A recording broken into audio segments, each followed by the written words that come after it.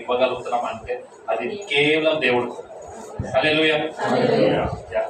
So ఇవాళ కూడా నాది ఆల్మోస్ట్ ఆల్ నేను అన్నాను కదా, ఆల్మోస్ట్ ఆల్ సేమ్ ఉంటుంది. ఎందుకనంటే మన జీవితంలో కూడా దేవుడు చేసిన కార్యం అంత గొప్పది కాబట్టి అది ఎంతవరకు ఎంతమంది చెప్పుకున్నా కూడా తక్కువ. Right. So turn with me to Psalms, కీర్తనలు 37వ అధ్యాయం 5వ వచనం. ఈ మార్గమును యెహోవాకు అప్పగింపుము, నీవు ఆయన నమ్ముకొనుము, ఆయన నీ కార్యం నెరవేర్చును. ఇప్పుడు దాకా మనం అదే కదండి, ఎవరి మీద నమ్మకం ఉంచాలి? రైట్. ఇలాగే ఒక ప్రాంతంలో ఏమైందని అంటే, ఒక ఆమె సేమ్ క్రిస్టియన్ ఆమె బాగా ప్రార్థన చేసేది, రోజు ప్రార్థన చేసేది, 12 గంటలు 10 గంటలు రోజుకి ప్రార్థన చేస్తూ ఉండేది. చేస్తున్నప్పుడు ఏమైందనంటే ఒకసారి తను అప్పుడంటే కొంచెం పొయ్యి యూజ్ చేసేవాళ్ళు కాబట్టి కట్టెలు అవి పొయ్యి యూజ్ చేసేవాళ్ళు. సో కట్టెలు కావాలి. తను ఒక్కతే ఉండేది, కష్టపడేది, ఎంతో దూరం వెళ్ళేది, కట్టెలు తీసుకొని వచ్చేది, వండుకునేది. పక్కనే వాళ్ళ ఇంటి పక్కనే ఒక మతమోడు ఒక ఆయన ఉండేవాడు. అతను ఎప్పుడు కూడా మనకు తెలిసిందే కదా, మన పక్కన వాళ్ళు ఎలా ఉంటారు, వాళ్ళ ఇంటి కన్నా కూడా మన ఇంటి మీదే ఎక్కువ కన్ను చెవు రెండు కూడా కదా. అలాగే ఆయన కూడా వింటూ ఉంటే ఎప్పుడు చూసినా కూడా ఈమె ప్రార్థన చేస్తూనే ఉండేది. మరి ఆమె తింటదా లేదా ఏం చేస్తుందో ఆయనకు తెలియదు. అయితే ఏం చేసేవాడు అనంటే వచ్చేవాడు అన్న, వచ్చి ఒకసారి ఏం చేశాడనంటే ఆమెను అడిగాడు, అమ్మ నువ్వు ఇన్ని గంటలు నువ్వు ప్రార్థన చేస్తావు, ఇంత ప్రార్థన చేస్తావు, నేను ఇంటనే ఉంటా పక్కన, కానీ ఇప్పుడు నేను ఒక క్వశ్చన్ అడుగుతాను నీకు, మేబీ నీకు ఇప్పుడు నువ్వు వంట వండాలి అని అంటే కట్టెలు తీసుకొని రావాలి కదా, మరి ఇప్పుడు నీకు ఒక్క రోజు నువ్వు వెళ్ళలేదు అనుకో కట్టెలు తీసుకొని రావడానికి, మరి ఎలా చేస్తావు అప్పుడు వండటానికి అని అంటే ఆమె ఫస్ట్ చెప్పిన మాట ఏంటంటే, ఫస్ట్ అయితే నేను ప్రార్థన చేస్తా బ్రదర్ అన్నది. అని అంటే ప్రార్థన చేస్తే నీకు కట్టెలు వచ్చేస్తాయా, ఆయన ఎట్లా పైన పడేస్తుందా నీకు అని డౌట్ అని అంటే ఆమె నాకైతే తెలియదు, కానీ ఆయన మీద అయితే నాకు నమ్మకం ఉంది. నేను కానీ వెళ్ళకపోయినా, లేకపోతే వెళ్ళకపోయే పరిస్థితుల్లో నేను ఉండినా ఆయన ప్రార్థన చేస్తే నాకు ఎలాగైనా తీరుస్తాను అంటే, సరే అమ్మ అయితే నీకు టెస్ట్ పెడతాను, నేను ఒక్కసారి నువ్వు చెప్పింది కరెక్ట్ అయితే నాకు ఒక్కసారి అది చేసి చూపించు, అప్పటి నుంచి నేను కూడా ఏ క్వశ్చన్ అడగను, నేను కూడా నమ్ముతాను ఆయనే దేవుడు, ఆయనే నిజమైన దేవుడు అని నేను నమ్ముతాను అంటే తను అనేది నేనైతే ఛాలెంజ్ చెయ్యను, ఎందుకంటే నాకు తెలుసు ఆయన ఖచ్చితంగా చేస్తాడని. కానీ నువ్వు అడుగుతున్నావు కాబట్టి నా ప్రార్థన అయితే నేను ఆపను, నేనైతే ప్రార్థన చేస్తూనే ఉంటా, ఎలాగో నాకు ఓపిక లేదు, నాకు వెళ్ళటానికి లేదు, కానీ ఆయనే చూపిస్తాడు అని అంటే ఒక రోజు వచ్చింది, నెక్స్ట్ డే స్టార్ట్ చేసింది అమ్మ ప్రేయర్ చేస్తుంది. ఆ రోజు వెళ్ళలేదు, కట్టెలు రాలేదు. ఆయన చూశాడు, మధ్యాహ్నం వరకు చూశాడు, సాయంకాలం అవుతుంది, వచ్చాడు ఆమె దగ్గరికి. వచ్చి ఏంటమ్మా మరి పొద్దున్న నుంచి ప్రార్థన చేస్తున్నావు, మరి ఏది ఇంకా ఏం తినలేదు, ఏం చేయలేదు, ఎట్లా అంటే లేదు ఆయన ఇస్తాడు అన్నాడు. అయితే ఇతనికి ఏమన్నాడనంటే, ఇతనికి లోపల ఒక లాంటి పౌరుషం, రైట్, ఏంటంటే మేమే సహాయం చేశామన్నట్టు తెలియాలి. అయితే ఆయన ఏం చేశాడంటే, సరే అమ్మా నీ ప్రార్థనకి నీకు వస్తుందిలే, కానీ ప్రస్తుతానికి అయితే నేను ఇస్తాను నీకు కొన్ని కట్టెలు, అది వాడుకొని నువ్వు వండుకో అన్నంటే సరే తీసుకుంది, వండుకుంది, అయిపోయింది. ఆయనకి ఏంటి పౌరుషం అన్నంటే, వాళ్ళు ఎంత చెప్పినా ఆఖరికి నేను చేస్తే కానీ పని అవ్వదు. ఓకే, ఇలా మళ్ళీ ఇంకో రోజు అయింది, ఇలా 3వ రోజు కూడా అయింది, 4వ రోజు కూడా అయింది. 5వ రోజుకి ఆయన వచ్చి ఆమెను అడిగాడు, అమ్మ మరి ఇన్ని రోజుల నుంచి నేను నీకు కట్టెలు ఇస్తున్నాను, నువ్వేమో ఇప్పటికీ కూడా ఇంకా ప్రార్థన చేస్తూనే ఉన్నావు, అదే చేస్తూ ఉన్నావు, అంతేగాని నేను ఇచ్చిన దానికి మాత్రం నీకు కృతజ్ఞత లేదు, ఏమీ లేదు, ఏంటి అన్నంటే అప్పుడు ఆమె ఇచ్చిన ఒకటే ఆన్సర్ ఏంటనంటే, నేను నీకు ఆ రోజు చెప్పాను, ఇవాళ కూడా చెప్తాను, ఏంటనంటే నేను ప్రార్థన మాత్రమే చేస్తా, జవాబిచ్చే దారి ఆయన ఏం చేశాడనంటే, ఆయన నాకు ఎంతలాగా దీవించాడనంటే నేను కదలకుండానే నీ ద్వారాగానే నాకు కట్టెలు ఇప్పించాడు అన్న. హల్లెలూయా. ఇక దీనికన్నా నాకు ఏం కావాలి, ఆఖరి ఆయన ఏం చెప్పలేకపోయాడు ఆ టైంలో. ఒక్కసారికి హీ వాజ్ లైక్ స్టన్. అలాగే ఉంటుంది, ఎందుకనంటే దేవుడు కార్యం కూడా అలాగే ఉంటుంది. కాబట్టి ఇవాళ మీరు చదువుకున్న వాక్యాన్ని దాన్ని బట్టి చూసుకుంటే మన నమ్మకం ఆయన మీద. ఇవాళ రేపు మీరు చూడండి, మూఢనమ్మకాలు ఎంత ఎక్కువైపోయిందని, పిచ్చి పిచ్చి నమ్మకాలు అవన్నీ. నో నథింగ్, అంటే నో సెన్స్, తలతోక ఉండదు దానికి. మనం ప్రయాణం చేస్తూ ప్రయాణానికి సిద్ధపడి బయటికి వెళ్తున్నాం, నల్ల పిల్లి ముందు నుంచి వెళ్ళింది, ఏం చేస్తారు? సహజంగా ఆగిపోతారు. ఓకే, ఇప్పుడు ఒక మంచి హార్ట్ అటాక్ వచ్చింది, అంబులెన్స్ లో ఉన్నాడు, నల్ల పిల్లి వచ్చింది, ఏం చేస్తారు? అప్పుడైతే ఒక లెక్క, ఇప్పుడైతే ఇంకో. ఎందుకు? దేనికి తలతొక్కలు. కానీ మన క్రైస్తవులకి మాత్రం మీరు చూడండి, ఎప్పుడైతే మనము మన నమ్మకం అనేది దేవుడి మీద పెడతామో, ఎప్పుడైతే మనము దేవుణ్ణి వెతకటానికి మొదలు పెడతామో, ఫలించి మనకి రెస్పాన్స్ ఇచ్చి మనం అనుకున్న కార్యాలు జరిపించే దేవుడు మన యేసు. హల్లెలూయా. కరెక్ట్. మీరు అదే విషయంలో బైబిల్ విషయంలో కూడా మీరు చూడండి, అబ్రహాం ఉన్న అప్పుడు ఆ కాలంలో, ఇప్పుడంటే మనకు బైబిల్ ఉందండి, ప్రతి దానికి మనం చదువుతున్నాము, దానికి రెఫరెన్సెస్ చూస్తున్నాము, ఒకలాంటి మోటివేషన్. అబ్రహాంకి దేవుడు ఇచ్చిన వాగ్దానం ఏంటంటే, మీ సంతానాన్ని నేను దీవిస్తాను. అప్పుడు మీరు చూడండి, ఇమీడియట్గా జరగలేదు, అప్పుడు కూడా చాలా టైం పట్టింది. ఎంత నిరీక్షణతో, ఎంత నమ్మకంతో చేయాలి. కానీ అబ్రహాము నమ్మకాన్ని కోల్పోయాడా? కాదు. అప్పుడు వాళ్ళ దగ్గర కూడా బైబిల్ లేదు, ఆ టైంలో ఇంకా బైబిల్ రాయలేదు. కానీ ఆయనకి ఏంటి? నమ్మకం, ఆయనే చేస్తాను, ఆయన మీదే నేను ఆధారపడి ఉన్నాను కాబట్టి అంతలాగా దీవించాడు. ఇప్పుడు మనకి తెలుసు ఏంటి, ఆయన మీద నమ్మకం పెట్టినప్పుడు ఆయనే మనకి ఫలాన్ని ఇస్తాడని మనకు తెలుసు. కానీ ఇప్పుడు ఏంటనంటే, ఆ ఫలాన్ని పొందుకోవాలంటే ఎలా, దానికి మనం ఏం చేయాలి?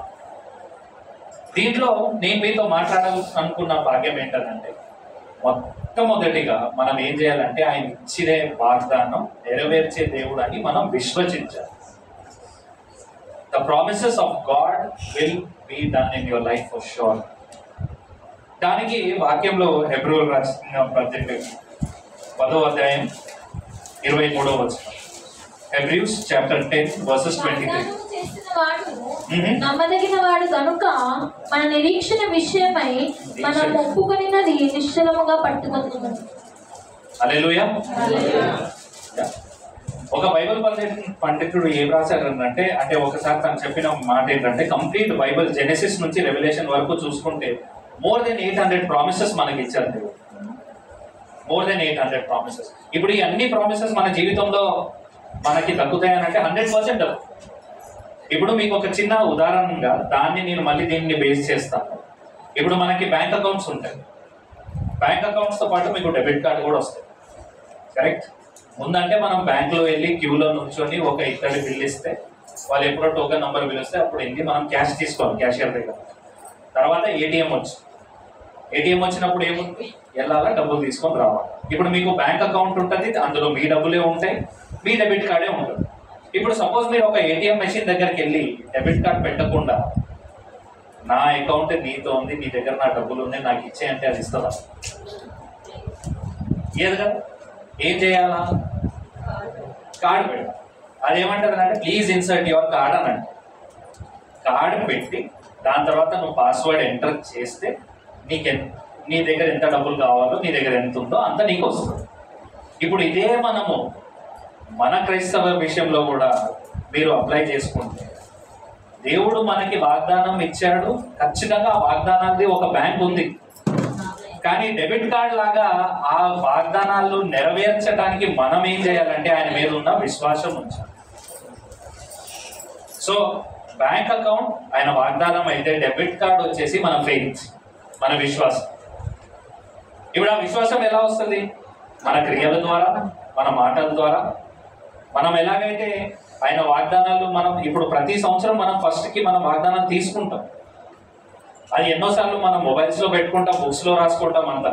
కానీ ఇఫ్ యూ నోటీస్, డైలీ ప్రతిరోజు ఆ వాగ్దానం ఏదో ఒక సిచ్యువేషన్లో మీ జీవితంలో అప్లై అవుతూనే ఉంటుంది. కానీ అది మనము ఎప్పుడైతే దాని గురించి ధ్యానిస్తామో, దాని గురించి ఆలోచిస్తామో, అప్పుడు తెలుస్తుంది ఎంత గొప్ప దేవుడు మాట. బెథెస్దా కోనేరు దగ్గర ఎప్పుడైతే ఒక వ్యాధి కలిగిన వ్యక్తి ఉన్నాడో, 38 సంవత్సరాల నుంచి వ్యాధితో ఉన్నాడు, అప్పుడు కూడా మీరు గమనించండి, లుక్ ఎట్ ద ట్రస్ట్. ఎప్పుడైతే దేవుడు ఆ మార్గంలో వచ్చారో, ఆయనకు అప్పుడు సుమారుగా అరౌండ్ 33 ఏజ్ ఉండొచ్చు యేసుక్రీస్తు గారు. కానీ అతనుకున్న వ్యాధి 38 ఇయర్స్ నుంచి 38 సంవత్సరాల నుంచి ఉంది. అక్కడికి వచ్చి కూడా మీరు చూడండి, దేవుడు ఎప్పుడైతే అతని దగ్గరకు వచ్చాడో ఏ క్వశ్చన్ అడిగాడంటే నీకు స్వస్థత కావాలా అని అడిగాడు. కొన్నిసార్లు మన జీవితంలో కూడా అంతే, మనం అనుకుంటాం. ఇప్పుడు ఆయన సిచ్యువేషన్లో మనల్ని బేస్ చేసుకుంటే ఆ వ్యాధి కలిగిన వ్యక్తి దగ్గర ఇప్పుడు దేవుడు మనతో వచ్చి నువ్వు స్వస్థత పొందాలనుకుంటున్నావా అని అంటే, దేవుడా ఏం దేవుడా నువ్వే చూస్తున్నావు, 38 సంవత్సరాల నుంచి నేను బాధపడుతున్నాను, నాకు కావాలి కదా స్వస్థత అని మనం అనుకుంటాం. కొన్నిసార్లు దేవుడు కూడా మన సిచ్యువేషన్ లో మనల్ని ప్రశ్నిస్తాడు. ఎందుకనంటే హీ వాంట్స్ టు జడ్జెస్. ఏంటి, ఆయన కూడా చెక్ చేస్తారు. ఏంటనంటే నేను నీకు నా వాగ్దానం నేను నెరవేర్చడానికి నేను రెడీగానే ఉన్నా, కానీ పొందుకోవడానికి నువ్వు రెడీగా ఉన్నావా? అసలు నీకు ఆ ఆశ ఉందా? Do you even wish to have that promise to be fulfilled? అందుకనే ఆ క్వశ్చన్ అడుగుతావు, నువ్వు స్వస్థత నీకు కావాలా? కావాలి. ఓకే, ఒక పని చేయి, లేచి పరుపెత్తుకొని రైట్. ఇప్పుడు అదే సమయంలో మనము కానీ ఉన్నట్టయితే ఇప్పుడున్న కాలం ఏంటి దేవుడు నేనే లేవలేకపోతున్నాను, నేనే ఎవరో ఒకరు వచ్చి తీసుకుని వెళ్తే కానీ లేవలేకపోతున్నాను, నేను లేచేదే కాకుండా నన్ను మళ్ళీ పరుపెత్తుకోమని చెప్తున్నావు, మళ్ళీ వాటర్ బాటిల్ ఎత్తుకోమంటున్నావు, బ్యాగులు ఎత్తుకోమంటున్నావు, ఎట్లా చేయాలా నేను? అది మన విశ్వాసం. But what it he do? ఆ మనిషి ఏం చేశారు? ఏం లేదు, did not even think once. ఒక్కసారి ఆయన చెప్పాడు, నేను లేచి వెళ్ళిపోతాను అంతే, దట్స్ ఇట్. అది ఏమవుతుందో నాకు సంబంధం లేదు, కానీ ఆయన చెప్పాడు కాబట్టి నేను ఖచ్చితంగా చేస్తాను. చూసాడా లేదా అద్భుతంగా? హల్లెలూయా. ఇలాగే మనము కూడా అంతే. ఎంత అండి ఆయన మీద విశ్వాసం మనం దేంతో పోల్చాడు ఆయన? కరెక్ట్. అలాంటిది ఆయన ఎంతో గొప్ప కార్యం మన జీవితంలో చేస్తున్నప్పుడు మనం ఇంకా ఎంత నమ్మాలి? అప్పుడు వాగ్దానాలు బైబిల్లో లేనప్పుడు కూడా ఎంతో మంది విశ్వాస హీరోస్ ఉన్నారు బైబిల్లో. అప్పుడు బైబిల్స్ లేవు, కానీ అలాంటిది మనకి బైబిల్ తర్జుమా చేసి వాళ్ళ గురించి రాసి ఇంత మోటివేషన్ ఉన్నప్పుడు మన నమ్మకం వాళ్ళకన్నా ఇంకా ఎంత హెచ్చింపుగా ఉండాలి. మనతో పాటు ఇంకా ఇతరులు కూడా మనం ఇంకా వాళ్ళకి చూపించి, మనం ఏదో కథలు చెప్పట్లేదు, ఉన్న వాస్తవం చెప్తాం. ఎందుకంటే క్రైస్తవులు అంటేనే వాస్తవం, మన వాస్తవమే మాట్లాడతాము, ఉన్న వాస్తవమే మనం ప్రకటిస్తాం. దేవుడు కూడా మన పట్ల ప్రణాళిక అలాగే. కాబట్టి మనం కూడా నేను అందుకనే అంటాను, ఎప్పుడైనా కూడా ultimate God is only one. నా జీవితంలో నేను కూడా ఇవాళ మేము విన్నట్టే సాక్ష్యాలు అవుతాయి, ఖచ్చితంగా అవుతుంది. ఇవాళ కూడా అంటే నా విషయంలో కూడా చెప్పాలి అని అంటే లాస్ట్ 2 months నుంచి ఎలాగైతే సిస్టర్ చెప్పారో లేదు, శాలరీ లేదు అనేసి అపవాది ఎన్నో విధాలుగా is trying to pull us down.